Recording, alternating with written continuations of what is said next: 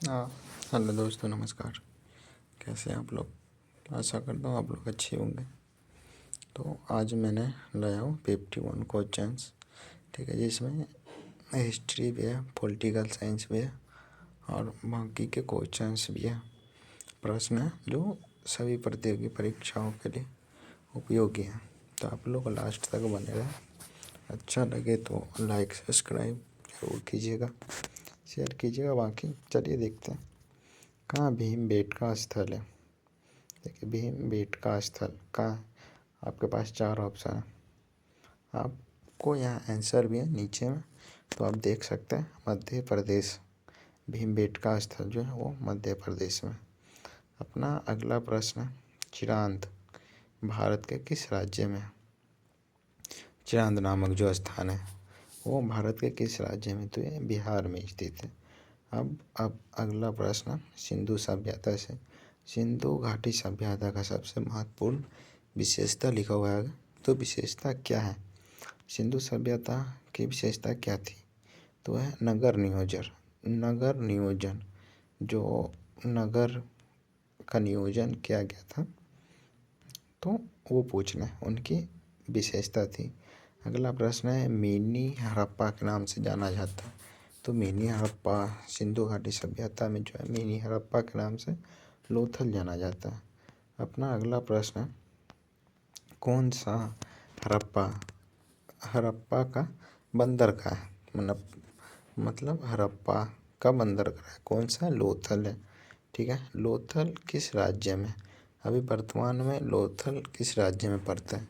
तो वो गुजरात में पड़ता है। अगला प्रश्न, लोथल किस नदी के किनारे स्थित है? तो भोगवा नदी के किनारे स्थित है, ठीक। कौन सा हड़प्पा कालीन स्थल? गुजरात में, वही बात है। तो कौन सा है? लोथल, ठीक है। अगला प्रश्न है अपना, कौन सा जानवर सिंधु घाटी सभ्यता के लोगों को पता नहीं था?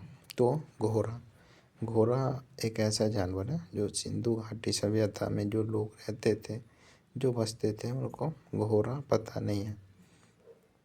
अगला है, हड़प्पा में मिट्टी के बर्तन पर सामान्यतः किस रंग का होता था मिट्टी?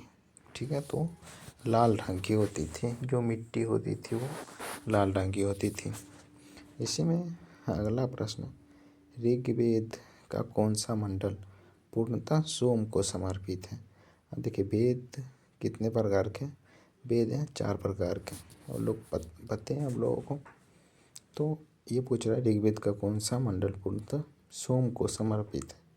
तो ये अपना नौवा मंडल जो सोम को समर्पित है। गायत्री मंत्र किस वेद से लिया गया है? तो ये देखिए आंसर क्या इसका? ऋग्वेद कितने प्रकार के? 4 वेद हैं, सामवेद, यजुर्वेद, अथर्ववेद और ऋग्वेद, ठीक है। तो इसका आंसर सी है, ऋग्वेद। गायत्री मंत्र के रचनाकार कौन थे? गायत्री मंत्र जो है ओम भूर्भुवः स्वः, उसके रचनाकार कौन है? तो उसके रचनाकार विश्वामित्र है, ठीक है। अगला प्रश्न है, ऋग्वेद के कौन से मंडल में गायत्री मंत्र वर्णित है? तो ये तृतीय, जो तीसरा मंडल है उसमें गायत्री मंत्र वर्णित है। प्रसिद्ध 10 राजाओं की युद्ध किस नदी के तट पर लड़ा गया था? तो यह परसूनी नदी, जिसे वर्तमान में रावी नदी कहा जाता है, ठीक है। अब गौतम बुद्ध का जन्म हुआ था। गौतम बुद्ध का जन्म कहाँ हुआ था? लुम्बिनी में। लुम्बिनी जो अभी लुम्बिनी नेपाल में पड़ता है, ठीक है। बुद्ध का जन्म हुआ था, कब हुआ था? अब ये तारीख पूछ रही है आपसे। तो 563 ईसा पूर्व में महात्मा बुद्ध का जन्म हुआ था, ठीक। महात्मा बुद्ध को ज्ञान की प्राप्ति हुआ, मतलब कहाँ हुआ था? तो ये बोध गया में हुआ था ज्ञान की प्राप्ति महात्मा बुद्ध को। बुद्ध ने अपना प्रथम उपदेश दिए थे कहाँ? सारनाथ। उस समय के सारनाथ अभी ऋषिपत्तनम जगह है, उसी को कहा जाता है सारनाथ, ठीक। अब इसका महात्मा बुद्ध का प्रथम उपदेश किस नाम से जाना जाता है? जो महात्मा बुद्ध, देखो, जो बौद्ध धर्म है उसमें जो जैसे मृत्यु हुआ, ठीक है, तब महापरिनिर्वाण कहा गया है। बौद्ध धर्म में उसको, ठीक है। तो उसी प्रकार जब महात्मा बुद्ध अपना प्रथम उपदेश दिए थे तो उनको किस नाम से जाना जाता है? धर्म चक्र परिवर्तन, ठीक। अगला प्रश्न है, बोध गया में ज्ञान की प्राप्ति हुआ था, किसको हुआ था? तो बोध गया में ज्ञान की प्राप्ति हुआ था महात्मा बुद्ध को, गौतम बुद्ध को। तो आंसर डी है, ए और बी दोनों। इसका मतलब है कि उसी का नाम गौतम बुद्ध है, उसी का नाम महात्मा बुद्ध भी है, ठीक। स्तंभ ए और स्तंभ बी से दोनों को मिलान कीजिए। देखें, जन्म कहाँ हुई थी? लुम्बिनी में। ज्ञान प्राप्ति कहाँ हुआ था? बोध गया में। निधन कहाँ हुई थी? कुशीनगर में। प्रथम उपदेश कहाँ दिए थे? सारनाथ में। यह महात्मा बुद्ध के जीवनी से संबंधित है। प्रथम बौद्ध संगीति किसके शासनकाल में हुआ था? ठीक है, किसके शासनकाल में? अजातशत्रु। अजातशत्रु को मतलब किस वंश से संबंधित है? पता होनी चाहिए आपको। नहीं पता है तो मैं बता देता हूँ, हर्यक वंश। और इनके पिता, अजातशत्रु के पिता का नाम था बिंबिसार और अजातशत्रु का बेटा का नाम था उदयन, ठीक है। प्रथम बौद्ध संगीति कहाँ हुई थी? ठीक, प्रथम बौद्ध संगीति राजगीर में हुआ था। प्रथम बौद्ध संगीति के अध्यक्ष कौन थे? कौन थे? ये महाकश्यप। चार बौद्ध संगीति हुई है जो धीरे धीरे आएगी। भगवान बुद्ध के महापरिनिर्वाण के बाद कौन सी बौद्ध संगीति हुई थी? प्रथम, जब भगवान बुद्ध की जो बुद्ध है उनकी मृत्यु के बाद तो प्रथम संगीति होगी ना। चतुर्थ, जो चौथा बौद्ध संगीति था वो कहाँ आयोजित किया गया था? कश्मीर में। किसके शासनकाल में? कुषाण, जो कुशासन नहीं है, कुषाण है, उसके राज्य में कश्मीर में किया गया था। चतुर्थ बौद्ध संगीति के शासनकाल में क्या, किसके शासनकाल में आयोजित किया गया था? तो कनिष्क, वो कुषाण वंश से संबंधित है, ठीक है। पाटलिपुत्र में किसके शासनकाल में बौद्ध संगीति हुई थी? तो अशोक। अब पाटलिपुत्र, पटना, राजगीर में प्रथम हुई थी और दूसरे ये जो है पाटलिपुत्र में पूछ रहा किसके शासनकाल में? तो अशोक के शासनकाल में हुई थी। तृतीय बौद्ध संगीति कहाँ आयोजित किया गया था? तृतीय किया गया था आपको पाटलिपुत्र। दो हुआ पटना, एक राजगीर, एक वहाँ कश्मीर, ठीक है।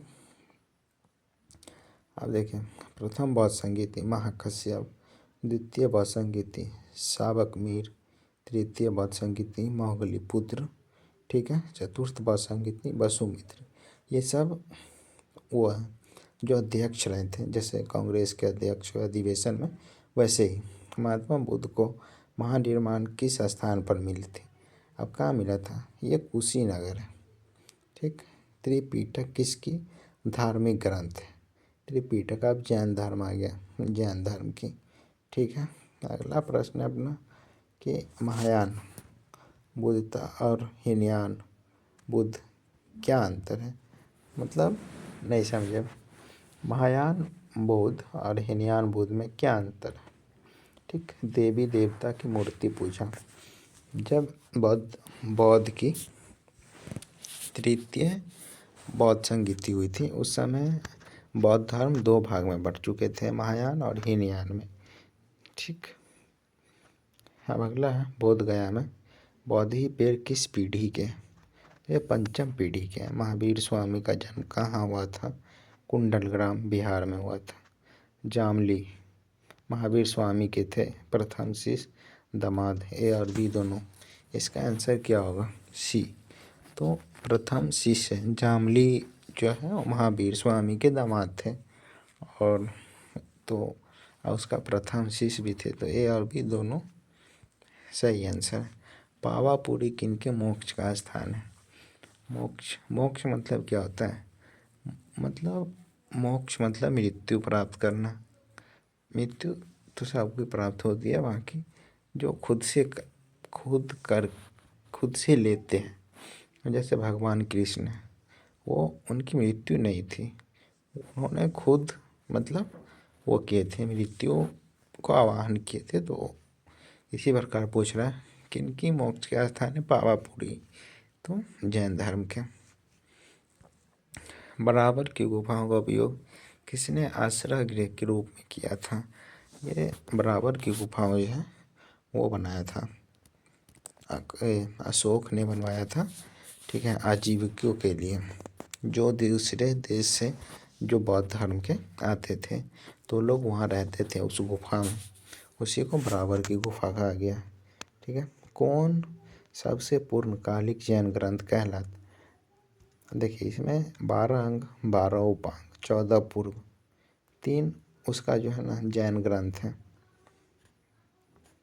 तो ये 14 पूर्व जो है उसका जैन ग्रंथ का पूर्वकालिक है, ठीक है। पूछ रहा किस शासक ने अपनी राजधानी पाटलिपुत्र में स्थानांतरण किया था?